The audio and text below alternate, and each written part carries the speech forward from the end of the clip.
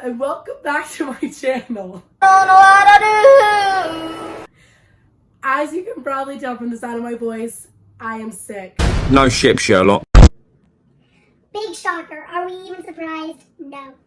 But I was feeling very guilty because you know what? It has been far too freaking long since I filmed a video.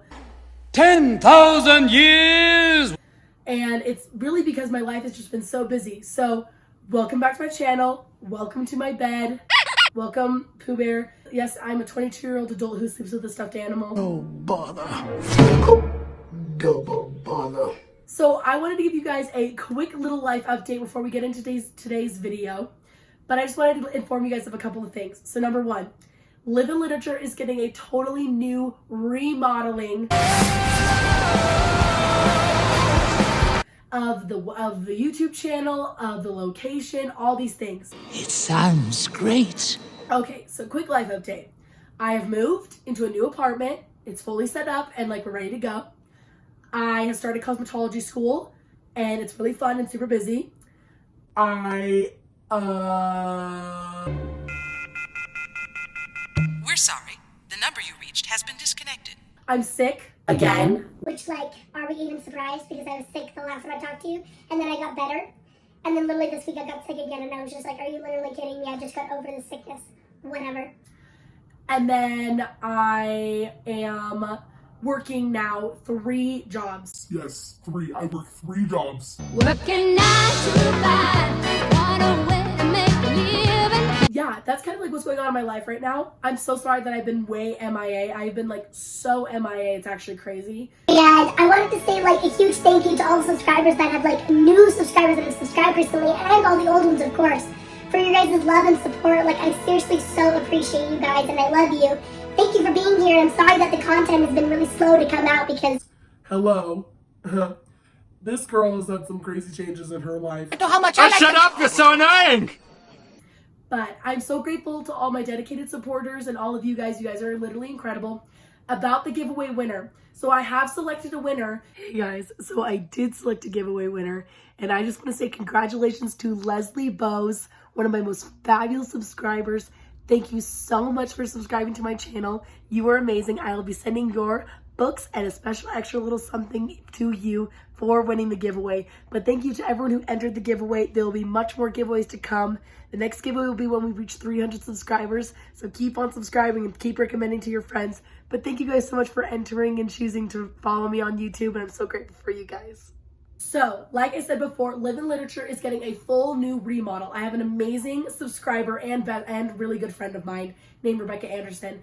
And she is designing an entire new logo, a new like intro, and like all these like new cutesy little things for the Live in Literature YouTube channel. And I'm so excited. And I want to debut the new Live in Literature setup when the intro is ready and when I'm feeling better, so that I can show you guys the full new setup. Because I have to say, I'm looking at it right now because it's behind the camera, and it's so cute. It's a whole new bookshelf setup that I'm going to be filming in front of, and so I want to give you guys a really cool bookshelf tour in my next video. But until then, we have this week's video. And this week's video, as you can see from the title, is called Book Tropes Sick and Injured Edition. And now I thought this would be very appropriate to film this video in my bed because number one, I'm not feeling good. I don't feel so good. And number 2, you're also probably like, Olivia, you have your hair and your makeup done.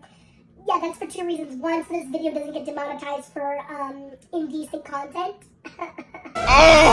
And also because I have to go to work after this. Yes, I know, I still have to work when I'm sick. It sucks, but whatever. Oh, there ain't no rest for the wicked.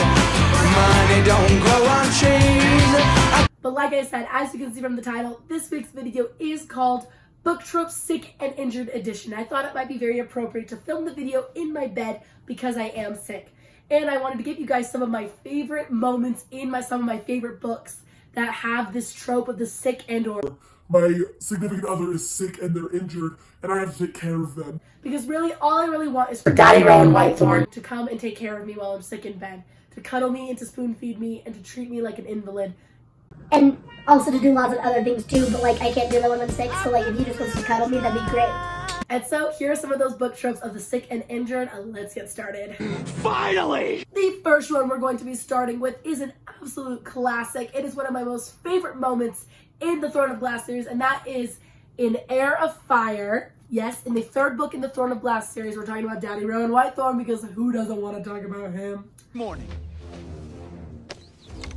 Anyone who acts otherwise? There is an amazing moment that I just love from this book that like, oh. So, as many of you know, or don't know if you haven't read this book series, Rowan and Aelin start off as like major enemies. Like they literally can't stand each other, they loathe each other, they hate each other, but I digress. So, in this moment that I just absolutely love is when Rowan, so Aelin basically like, it's this moment where she's fueling a fire, she's practicing using her fire powers, and she's just like been doing it for hours now. And she slowly starts to reach like the bottom of her powers. And it's just, she starts to, that's like this really big thing in the book series where it's like, you need to be careful not to like, you know, fully deplete your powers or else like you could die or whatever. And so she starts to get to the bottom of her powers and she starts to feel, she's like, hey, I don't feel so good. And he's like, what's going on? And then all of a sudden she's like flaming out, like literally like just like exploding fire. She literally is like, thinks her whole body is gonna melt because she's so overheated and hot. and he's like carries her in his big strong arms. He's like running her through the forest.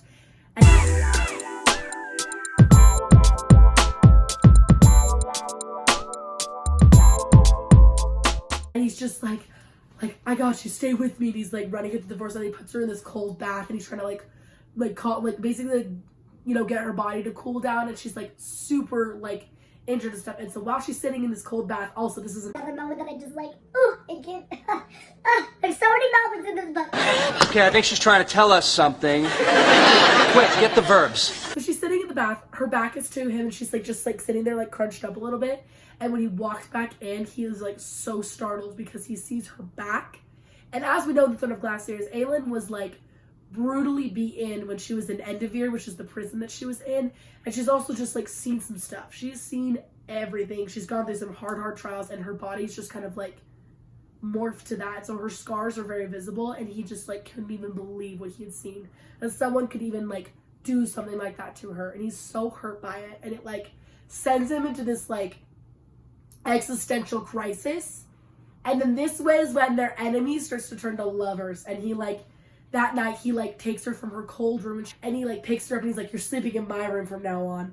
And he like tucks her into bed, he feeds her soup, and he like, he's just like cuddling her and dawdling on her. And it's just, well, not really cuddling, but he's just like doting on her really sweetly. It's just like one of my most favorite things. And honestly, if I could have the opportunity to have Rowan Whitethorn like dote on me and bring me soup, that would be kind of nice or whatever. Take it deep. Maybe I just gotta wish harder. Huh? Please, please, please, please, please, please, please. The next book I want to talk about is a recent favorite and one of the most like truly beautiful moments of like caring for your significant other when they're sick. And that is Where the Lost Wander by Amy Harmon. And I know I've talked everyone's ear off about this book, but if you're new here, I haven't talked your ear off about this book, and this is why you need to read it. It's a historical fiction taking place in 1853. And basically it's about a young girl named Naomi and this man named John Lowry. And they both happen to be on the same Oregon Trail together, going through the plains to like find a new life and settle out west. That's hot. And so like they're traveling through the company, things are fine. And then one of the days, John gets really sick. I think it's dysentery that's like going through, or like some sort of like influenza is like going through the camp, and he gets it. And so Naomi, like being really curious, sees that John's tent is still up in like the middle of the day. So she goes to check on him and he's just like moaning, dying, like not feeling good. And she immediately takes action. She's like, John, I'm gonna nurse you back to health. You're gonna be fine. You're not gonna die on me. Oh, no, you will not die. Stanley, you will not die. Stanley. And he's like, the whole time he's just like, no, Naomi, like, leave me. Like, I just like, don't come near me. I'm disgusting and gross. Like, please don't come near me. And she's like, John, stop being stupid. Like, you're gonna get through this. You're not gonna die. And he literally, like, both of them the whole time are just like, she basically like nurses him back to health. She like holds him in her arms. She's like feeding him medicine. It's so sweet. And then that night, she like, there's like a description in the book that I just love, is that like, he wakes up in the middle of the night, like his fever's broken, and Naomi's sleeping next to him, but they're like holding each other's hands. Like, it almost looks like she's praying. Like, that's how he describes it, is that it looks like her mouth is open in like a prayer, and her hands are like folded in his, and it looks like she's like praying him back to health.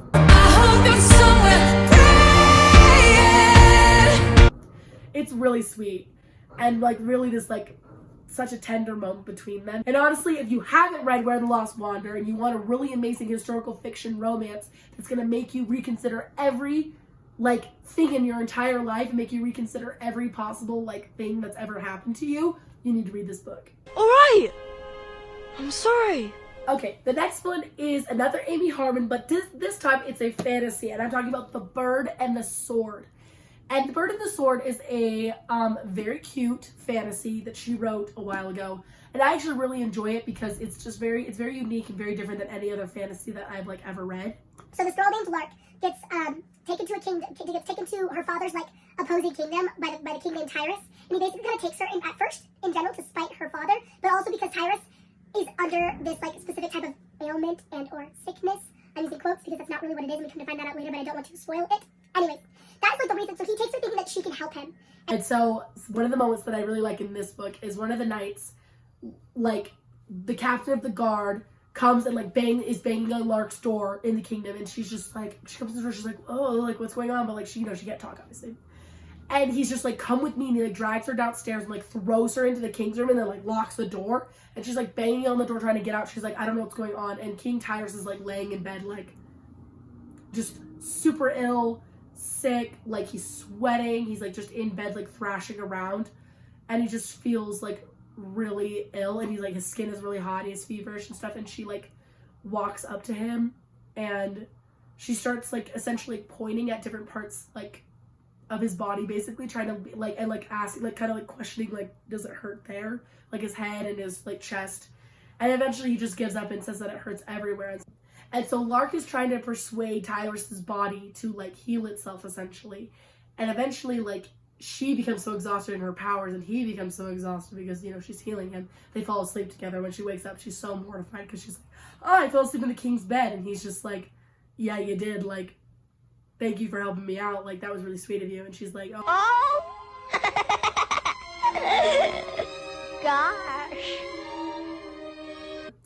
And it's just like this really beautiful moment where she like, because at this moment when like Tyrus like takes Lark to the kingdom, it's pretty early on. And so they're still really like not friends.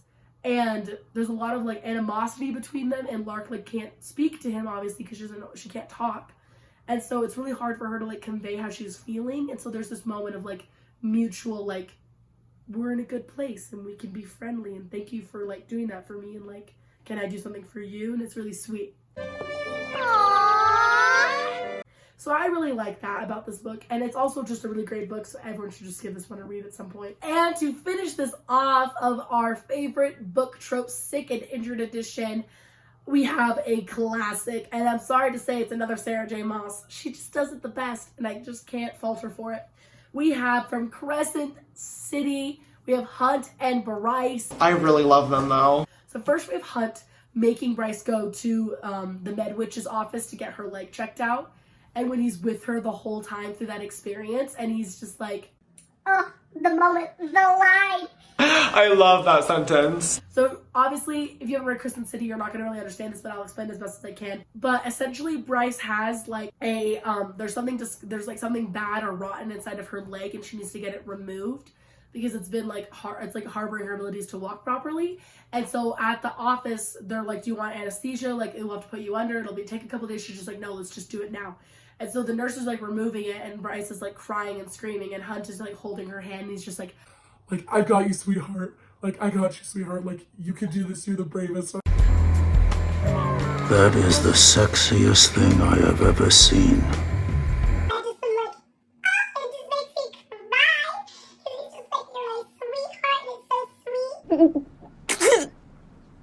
sweet.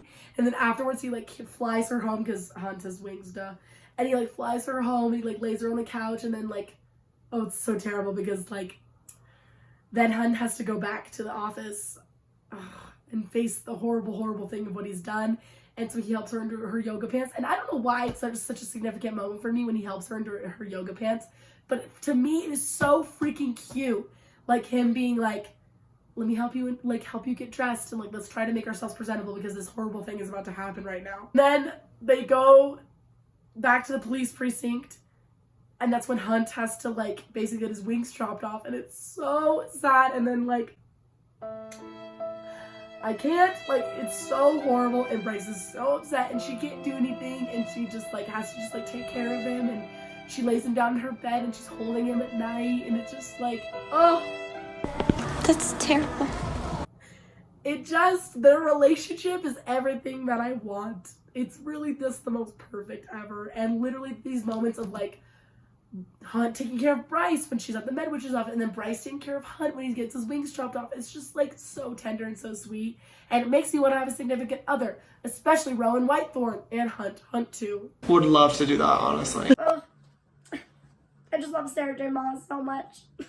And that is all of the book tropes with the sick and injured recommendations that I have for you. So thank you so much for watching me. Obviously, there are lots of books that I didn't get to talk to about today. If you have any book recommendations with that specific trope that are just to die for, please leave them down below in the comments. But thank you so much for watching. I hope that you enjoyed this video. And if you did, do not forget to like, comment, and subscribe to the Live in Literature YouTube channel. Once again, thank you guys so much for all your patience with me for these past couple of weeks of the moving and the sickness, and then the setting up, and then the school and the work, and then getting sick again. It's just been like a crazy time for me. But I just want to say that I'm so grateful for all of you, and I'm not going to stop doing this channel. Of course, I'm going to keep going. I'm going to try to stay on top of my schedule and post at least once a week. And I just love you guys, and hopefully by the next time you see me, I'll be feeling a lot better, and like I'm so excited to give you guys the bookshelf tour. But thank you guys so much for always watching and liking and supporting. I'm so grateful for all of you, and I can't wait to see you in the next one. Thanks so much, and bye!